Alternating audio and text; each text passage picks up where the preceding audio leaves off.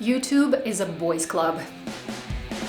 So I am learning specifically in this video series from female YouTubers who are taking over this mother of a platform. This video is about Aprilynne who is Simone Biles of YouTube. The girl cannot put out a video that is less than a perfect 10. So what is it that she's doing that I can implement in my content and you can implement in yours? The video that turned me on to Aprilynne is how to make a killer YouTube intro. Research, 9.9. Graphics, 10. Relatability, 9.8. Value, 9.9. Lead magnet, 10.0. Workaholicness, 20.0. The first thing that we're going to point out that Aprilynne does so well is the amount of value that she puts into her videos. Every video she makes is comprehensive. It is the last word in whatever topic that she is talking about. You never ever have to watch another video on the topic. For example, how to make a killer YouTube intro. She amalgamates all of that research that she has done and presents it in a concise, smart, easy to digest, comprehensive package. When it comes to being an educator with a capital E and capital all the other letters, which Aprilynne is, I can't really conform to that standard at my age and in my situation. She is kind of on one end of the spectrum. For me, starting out, I gotta produce videos at least once every week. I have been on YouTube for 8 weeks and I produced 5 videos. That one hard goal of doing a video every week, I've been behind on it every single week. I am not sweating it too much, however, because there are objective reasons for that. One of them being that I'm a newbie. There's not enough hours in the day. And also just lately I've been sick for a week. Then I threw up, I had food poisoning. Then I had a sty on one eye, which never happens. Once that subsided, I had a sty on the other eye. And then I had to take my kiddo to an emergency room. It's life. I'm gonna get back on the horse though, and just like Aprilynne, I'm gonna be a freight train that produces the highest quality output. She spends 3 or 4 months before she puts out a video, 90 to 120 pages of research. She does what she preaches, incredible introductions, incredible visuals, incredible pace, and to top it all off, when I said lead magnet 10, she promotes an infographic at the end of her video that she attaches in the description that you never have to rewatch the video. If you've seen it once, you have this amazingly gorgeous, comprehensive infographic and you just put it on your wall, and every time you make a video, you refer to it. That's all you need. I believe she uses Figma, a design website. I use Canva. I've tried to look into Figma, but it's just one more thing to figure out. I already spend every hour of every day troubleshooting my way through Adobe Premiere Pro to edit my videos. I try to emulate what she does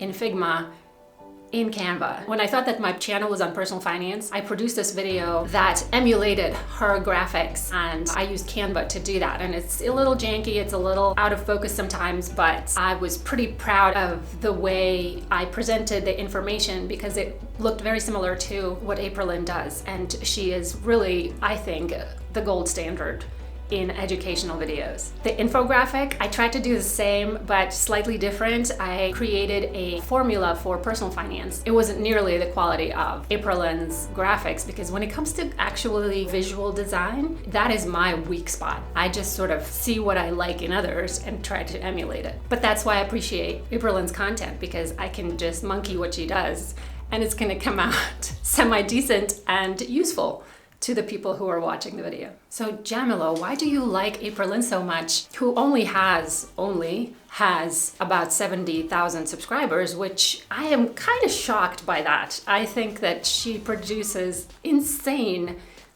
valuable content, but also her niche is narrow. She creates content for creators. The reasons why I love Aprilynne, she doesn't conform to the Eurocentric beauty standard, and also she's very, very good at connecting with her audience. That is her superpower. She posts on the community tab and she gets feedback. She answers comments. She answered my comment when I said, I can't believe you produced another amazing video. She's just so incredibly grateful and a little bit awkward. I think that Aprilynne is definitely Brat because she is very relatable. She's very much herself. You know, her B-roll is fantastic, but it's very DIY. You can see that she is kind of mugging in it, but it's incredibly endearing that way.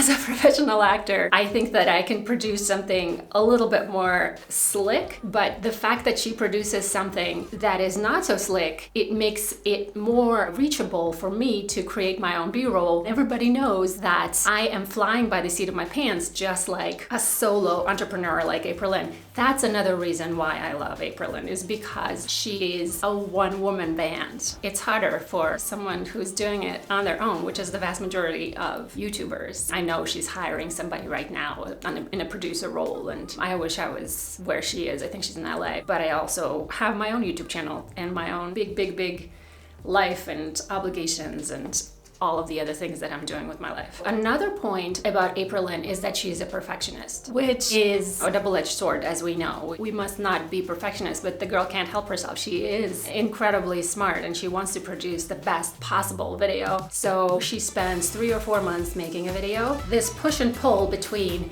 consistency, which is the holy grail, like you cannot not be consistent, especially when you're first starting out, between consistency and quality. I, as a creative person, want to make something that is really good and that really reflects my vision, but it is 100% impossible. Perfection is impossible. That is the nature of the beast. She is very open about the struggle that she goes through because she puts out such incredibly labor-intensive, comprehensive videos that after they're done, she is incredibly tired. I think that she's posted on her socials that she needs some time to recuperate. The girl kind of runs herself into the ground. If she ever sees this video, which she probably won't, but please take care of yourself. Yes, you're already in a good path. You're starting to hire people to outsource, but as somebody who's a little bit older, who doesn't have the same amount of capacity, basically health capacity and mental capacity to work at that level, take care of your body. You only have one and we need you, okay? It's a lot like Simone Biles, who said,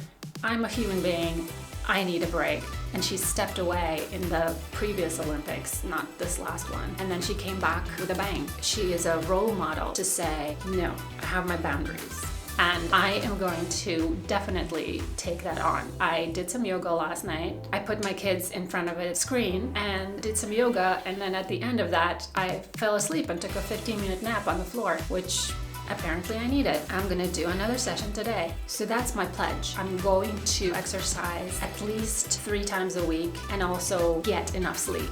And in order to get enough sleep, I gotta put boundaries on my screen time. I already did that. I went to bed at 10 last night, which is unheard of for me. Just like Simone Biles, who I am not, and Aprilynne, who I am not. I am a human being and I am a solo entrepreneur, and I cannot push my body to the limit. Please, guys, check out her stuff. I mean, she is the gold standard. Go to her thing and sign up, and please, let's get this gal to at least 100,000. It's such a shame that she doesn't have at least a silver play button. I mean, she's doing fine. She's gonna get there. She's gonna be the Colin-and-Samir. She would out-Colin-and-Samir them. Give her 5 months. And she will be the YouTube Oprah. Let me know who inspires you and whom I should make another video about.